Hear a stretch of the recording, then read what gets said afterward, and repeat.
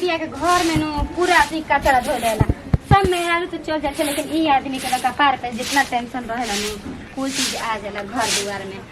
अब का करी कन्या तो उतारिए देले बानी लेकिन कुछ कह कन्या बा सुगर सागर बिया हाथ पर ठीक है बा ओकर तंजी छोट बिया हमर देवर जी से त का करी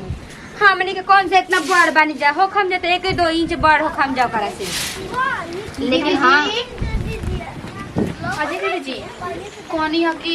खजा खोजले हम बांध लेबे चुटकिले में 3-4 गो ना देलु का कुल पहनी और गलिए सब ओ कोई जनी के दे देनी हम कहते ही ना गुंडा पेपर घरे आ रमेश घरे आ राजू घरे देखो तो कोन जने के देले आई देखा कौन दे आज छूटे के ना चाहिए आ जे नहीं खेल ना ओकरो घरे पहुंचा दिया ओनी के मुंह पर तमाचा मारे खा रौदा कोनी कि 5 गो में कदम 5 गो में क देले बानी त रौदा न जाने के घरे दे के घरे नहीं खे देवे दे दी हां कुल बड़की माई के चाची बुरी सब और उठ टोला हम जाके दे दिया ना तो देवर जी को कह दिए देवर जी ले जाके दे दी हां बाटे कोनी हो कि झपिया में के जोन लुगा बा ना फुआ जोरी बाइन जे वहां सबके दे दी ठीक हम दे देता नहीं और जो लेके आले भी ना में आइल बनो फुआ के साड़ी हां तो इनमें से निकाल के देते ना सुना ना जाके कन्या को कह दियो ना तैयार उगर हो जाए और जब खुजलिए दिए ना तो उन्हें को होते हुए कहा जे के मुंह देख के होई तो आज हम जा अरे दीदी जी हम का कहि जी उन्हें बोलते नहीं खिला जा तड़ी इतना कि हम का बताएं लजातिया का आपका गुल है जा मामी जोरी कि तनी कनवा के दिखा दो हो जाता नहीं जा नहीं से नहीं ना घुक उठैले हड़ी भसुर लिया का अगर लजातड़ी हो के जाने तो बुझाते नहीं खे हमरा खुद लाज लागे तो कोई जाने के लागत कनवा को सुन बिया का कि कहले बैसन के मुंह मत देखई ह कहीं सही में कनिया बदलाइल उदलाइल तो चाहे ओकर दाग दुग नहीं खेनु पे हमरो डर लागता लेकिन तनको घूमत उठाउते नहीं खे कहते कि हमरा लाज लागता अभी हम ना उठाई ए हमरा तो डरे लागता अगर ऐसन होई तो गांव घर में का आदमी थूकी ना हो हमनी पर दीदी जी फोटो में तो ठीक ठाक लागत लेकिन आदमी सामने से नहीं खेनु देख ले जीवा धुकु धुकु कर हां लेकिन हाथ पर तो नीक लागत गोल गोल लौकत साफ सुथरा सब ठीक है बा हां हल तो वो सही में डिसन ओकरे देखले रही जा लेकिन काम हम करती है जो उन्होंने उठ के सुतो तो नहीं के घरों में हां तने पर रखती है कहते कि इतने ज्यादा उठेबे ना करम ई कहां का पता लजको पर होई मेरा से लजाती बाबूजी से पूछ लेम जा देवर जी से हे तना किला जाला जी मान लगी गाही तने तई के आदमी एल बनो कोनी जाने के मुंह ना देखे त का कहियन जा ऐसे मुंह देखे जे मछली दे बोल जा का पता सही में लजाते मेहरारू से मर्दा से तो कुछ चीज बताते होई का पता देवर जी का पता हो के चाहे देवर जी से ना कह दियो ना कि देवर समझा दी हम मेहरारू के तुमची ठीक है बाटे देवर जी के थोड़ा ना जाई जाए कोई कप में मैंने कोई ला जात हुई ऐसा नहीं कि अपना मर्द ले थोड़ा ना जाई जी हां तब का अपना मर्द से थोड़ी केहू ला जाई बाटे कोनिया की औरी में कदी के पाचे को में रहे दी ना तंची औरी बांध के ले जा आदमी घटी बड़ी ते ले जाके फिर आइबू दोबारा ना नो ओनी सोनी दे दी हले जाके बा कोनिया के एक गो सब डाल ले बानी कि बेसी बेसी डाल देही ना का है अपने के बेर दिल रही जा का बेसी बेसी होती करे आधा देना दिल रही जा खजूरी काट काट के बाटे जा तनी एक गो तक हम देता नहीं ठीक बाटे हां जा तनी हाँ मुँह बना दी देख ली खाना बना दे जाके ना बापरी बाप कोई बाटे ना चलो अभी कोई नहीं है का करी रात में सर में लागल न कोई के सामने अपन कैसे मुंह दिखा दी अब गाँव में रहनी तो ऐसे ही लाज लागत रहे कोई से लेकिन एजा तो और ही लाज लागत बटुए डर लागत बटुए मम्मी जी चाहे दीदी रोती देखम जा तो का कहे लगम जा का करी हम अब हमरो कल रात न वहाँ के खिसियाई लगने मेरे से कहते नहीं कि अपन चेहरा नहीं कुछ देखा हम तो कहते नहीं है कि अभी हम नहीं दिखा सकते अभी 10 दिन के बाद हम दिखाई में हमारा लाज लागत टुए लेकिन हमार मरद निमन मिलल बड़ा तबे न मान गइलन लागत कि कोई आओ तो कही दादा कने बाड़ू हो एने बानी नीचे क्या करे तो बहरवा बैठ गइल तुम आके राउर इंतजार करते रहनी कहाँ गई रहनी है रौरा अरे कहाँ अब कब तक घूंटा काट के रहबुआ जब से हमें 2 दिन देखना कि 2 दिन से घूंटे काट ले बाड़ू जैसे दिखावा तो हमरा से का ला जाए शर्मा डरा तारू ना जी हम नहीं के देखा सकत का है हमरा लाज लागेला मतलब लाज लागला तो हो गई मतलब शादी ब्याह के लिए बनी घूंटा ओढ़े खातिर देखी रौरा खिसियाई मत हमरा से अभी हमके लाज लागत टुके हम नहीं के देखा सकत अरे के दिन ला जाइबू है अपना पति से ला जाइबू तो हो गई ले हैं के दिन ला जाइबू लाज लागता है उठाबो थोड़ा सा घूंघटवा ना ना ना देखिए हम नहीं के देखा सकत हमरा लाज लागत हम कहत नहीं न हमरा लाज लागत टे दूसरा दिन देख ले हम 10 दिन के बाद देख ले अभी तो 3 दिन भइल बा फिर 10 दिन इंतजार करी एक आदि शादी कर ले रही इंतजार करे खातिर बताबो अरे रउरा हमार बात काहे नहीं अच्छा ही बताई शादी भी आप तो हो गए बराबरे भी नहीं रहे के बटुए। अरे हमरा से क्या लजा हम तार मरद हई। देखिए रउरा हमार बात के काहे नहीं मानत। अरे हम सब समझता नहीं लेकिन हमरा कुछ डाउट लगा था। बताओ तो हाथ गोल निवड़ा कहीं आंधर कान तो नहीं खुनो। ना ना ना हम आना रोना नहीं की। तो काहे हमरा से काहे लजा तो हमरा कुछ समझ में नहीं खे और कुछ तो गड़बड़ लगा था। ऐसे ही लाज लगता रउरा से नु। 3 दिन हो गइल आज शादी के ऐसे ही देखता नहीं हम घूंघटे में अभी तक देखले बानी हम। और जाता नहीं हम दीदी लोग भी कुछ काम हुई करे ठीक बनो क्या कर अरे वाह पता नहीं के चलत कि हमें मरद है या कुछ हो रही। 3 दिन हो गए शादी के अभी तक चेहरा नहीं के देख ले। क्या करी हमरा कुछ तो समझ में नहीं कि तो वीडियो तो नहीं के सटे देती है जड़ी बड़ी अरी उघार के देखिए एक मुँह में अच्छे सूतो यार सुतले में देखे के पड़ी हमरा। अब हम का करिए में हमरा इतना लाज लागेला न कि हम बता नहीं खे सकत कि कितना लजाइला। हम अपना गाँव रही नहीं तो लाजात रही लेकिन वो जा तो हमारे नहीं हरवे रहे लेकिन नहीं जा उतना हमरा लाज लागत टेन कि हम का बता सकत नहीं।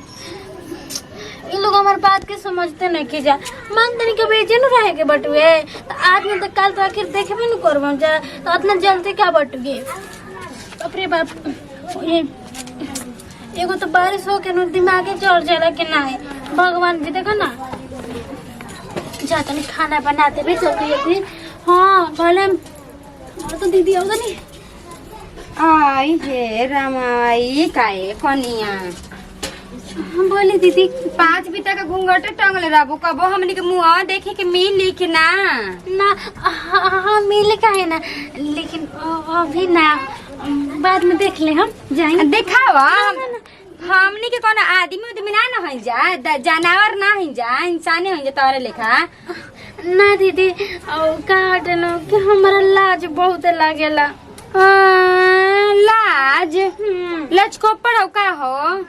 ए कोई तार माई बाबू लड़की ना बदल देल बना तू मुंह नहीं खुद दिखाती है डर से। ना ना राम कसम हमार माई बाबू इतना बड़ा धोखा नहीं के कर सकता। तो मुंह दिखाए में का बा कुछ देखा गोड़ हाथ देखे में तो शुगर सागर बाड़ू रियलिटी में हो खबू तो शुगर सागर बाड़ू तो घूंघट में ना रहे के चाहिए घूंघट से उठावा मुंह छोड़ा के सब कुछ देख सकता नहीं। तारे चलते गांव घर के मेहरारू कुल का कहतड़ू कनिया मतलब हाथ गोड़ देख सकता नहीं रौना पागल हो का तारे चलते तो गांव घर में जनानी कहते थे का पर कनिया ना देखल को अब का हम कही के हमर कनिया लज को पढ़िया दीदी बहुत लाज लागेला। हम दिखा दे तनी हमरा के दिखा दो ना हम ना दिखाई में अपन मुंह तो देखिए कर हम ना दिखाई मां ये कौन तारहन हो तो तार माई ना सिखल रही का ससुरा जेला पर मुंह देखा के पड़ला हमरा लाज लागेला हम कहत नहीं ना हमरा लाज लागेला डोरा सब बात काहे नहीं कि जा समझत हम ना देखाई में अपन मुंह ओ कते खिसिया में ते कुछ आई हे करम हई देखो बिटुया के इतना के उला जाला हमार बिया भले तो हम इतना लजैबो ना करम वैसे केहू से उतना हम बोलत बतियात ना रहनिया ई तो टाइम टाइम बोलत बिया लेकिन लजात काहे बिया ई हई देखो हो सकेला का पता आज के मेरा लजा सन लेकिन हे इतना लजाती है ई जाए दो निमन बा क्योंकि सामने घूंघट नहीं के उठावत ना तो आजकल के बिटिया टिटिया आवत ऐसा ना घूंघट से उठा के आप पूरा दिखा देता ऐसा गाँव घर कि हाँ हमू एगो पीस बानी चलो कौन में आए ना तो काल देखेबे न करी दूधवा गिरा दिल बजा का हो सही फफा के कहीं ना जानी के आज मत लगावल करा हो ढेर क्यों नहीं खेनु अभी अबे खाने तनी चेहरा उखाड़ तनी हम का करे हमरा लाज लागेला इतना एही से अपन मुंह दिखाइला ये लोग तो समझते नहीं कि जाए अगर इहो लोग लाज ला कितना तब बुझाई तो हां ना तो जदन माई से बतिया लेबे माई हमर रोवत होई हमरा खातिर हम जानता नहीं लो गोला तन माई काहे खातिर रोवत है सब हम ठीक बनिए जा देख तू रो मत बुझाई लो। हाँ हाँ रे माई जे सब ठीक बेटा ते ठीक बैस नु याद तो हमरो आवत अटे तोर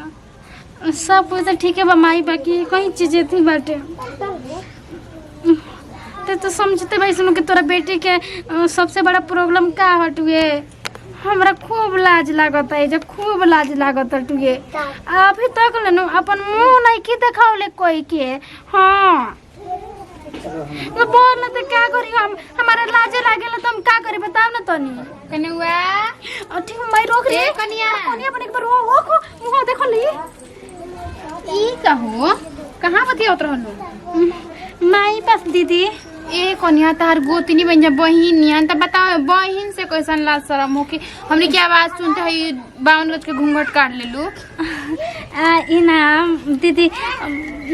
हाँ ऐसे ही थी कदनी है अब बताओ अब हमनी से लजेबू देखावा त अपन मुंह ना ना ना ना दीदी हमरा लाज लगेला हमरा लाज लगता तुए ये तो नो ना लजल जल कनिया ठीक नु मान लगी तारा घर परिवार में रहे के बेजे रहे के बाटे त अतना कले जाता हो बबुआ जले पूछने तभी उहो के तार मुंह नहीं की देखनी दीदी आज के तो कल देख लेम जनो रो सब है आज त काल बताओ अब एकरो कोनो मुहूर्त होला के आदमी देखाई तब उठा के घूंघट देखी ना दीदी हमरा लाज लागेला हम मनीष राजा तू बात ठीक बा अपन मर्द से के इतना लज्जा के अपन मुंह नहीं खुद देखई तक वहां के तो होठो नहीं की देखावत हम अपन कहीं की लाज लागता टुगे कुछ लाज नहीं लगे मुंह देखावा ना ना ना ना हम ना मुंह देखाई हमरा लाज लागेला और सब समझी जा हमरा के ओइ हम त पागल लागल बानी हमरा बुझाते नहीं कि तू हे हड़ू फोटोए वाली के दोसर कोई बदल उदल देले बड़न जा ना फोटोए वाली हनी हम उहे हनी ना मारो सब पूछत नहीं जा फोनवा पे उहे हनी हम बताओ जब हाथ होता ठीक बा त मुंह देखाई में का जाता टे हो सब नौर ने तोहरी न से चल जे बिना मुंह देखले कतना शिकायत कइले हो जे कि बताओ अपन कनिया न देखैली सन बाद में दिखा दे बाकी अभी लाज लगता टुए तो बाद में दिखा दे त भागो तारू काहे काहे कि नु ज्यादा देर से बतियाइला नु कोई से तब उ लाज लागिला अब रे से लाज लागत एकरा अलावा तारा कुछ ना आवेला आवेला नु सब का कुछ आवेला? खाना खाए ई सब आवेला लेकिन लाज बहुत लागेला बताओ ना दीदी जी देखनी ना हम देखनी ना देवरे बबुआ देखले बानी काहे हो कोनो कमी बताहरा में ना ना कुछ कमी नहीं है सब कुछ ठीक बटिए तब का कर दीदी हमरा लाज लागेला तो जाए दे हमरा देखो देखो मत देखा लेकिन ओकर बाद अरे कने हुआ तू तो झूठ हो तो सच्ची में नीमन बाड़ू है चांद के टुकड़ा नियन मुंह बाटे तो लाज लगा तब लाज लगा ता दीदी जी ले देख लेनी हमरा के अरे हाय देखा दिलस का जी मुंह खटा चांदनी है कनिया बिया लाज लागत टे आई हेर हम इतना शुगर सागर तबिया भछनी मुंह ना देखात रहली तब से। काची के लाज लागत तब लाज लागत टे असि हमनी के डेरा आतरनी जा अब नहीं के लाज लागत लेकिन इतना का आई धर अपन ऐसे धइले रही अब नहीं के लाज लागत दीदी अब देख नहीं बाहर लचको पर इतना शुगर मुंह देखा के असि हमारे गांव घर में ताना मारते हैं का पता है पता यार दीदी जी रात कल मुंह दिखाई कल करवा दे मुंह दिखाई जने बाकी बैठे काल मत ल जइहा अब बढ़िया साड़ी पहन के दम में कप कर ली हम दीजा काल होई अब मैं कहत रहनु कि जब मुंह देख लिहन जानो त दिहन जे सोना के हार हो हां धइले पानी जा काल काल हो ये करे को मुहूर्त होला काल सब कोई गांव घर में के आई बढ़िया से तैयार हो जी हां काने बानी ए देवर जी ठीक बा दीदी हां देवर जी उनका के मत बोलाई ना हम ला जा जाई म आई हेर हम अपन मर्दो से का छिपैबू वहां ज्ञान तुम ला जा जाई उनका से तो पागल हऊ ये दीदी छोड़ दी आज राती में मैं लाज खत्म हो जे कन जना के हमनी भी जब नहीं खिला उनको भी ना ला जाइए जा कनिया जा चलिए दीदी जी कह दी हां के कालुआ है भगवान कह तानी न कि कल मुंह दिखाई बाटे आ जाए हां जा कहता ठीक बा आ मत ल जइहा ठीक है सबसे ना ला जाई मगर वहां से ला जाई म हां अब दीदी ला लाज नहीं खेलागत हम कहत रही कि धीरे धीरे सब देख न लेम जा अब दीदी ला से ना ला जाई अब तो खाली वहां से लाज लागी अरे बाप रे अपने चांद ऐसे चेहरा के छुपा के तू रख ले बाड़ू आई बताओ कब से हम सब 3 दिन से इंतजार करत रहे खूबसूरत चेहरा देखे खातिर तोर अब भैया मत ला जाता पति है ठीक नु मत ला जाए भैया इने के फिर घूंघटा टान लेबो ना ना जब देख लेने रौरा तो अब काहे खातिर ला जाई मैं बाकी दी मुंह दिखाई मुंह दिखाई चाहे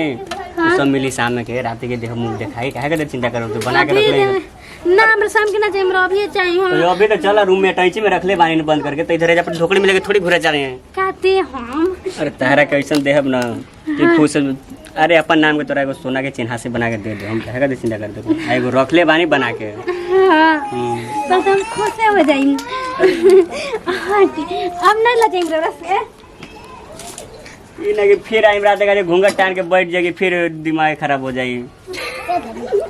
ठीक बा देखो कम से कम मुंह तो देखले साथ 3 दिन के बाद चलो इतने में खुश बानी हम।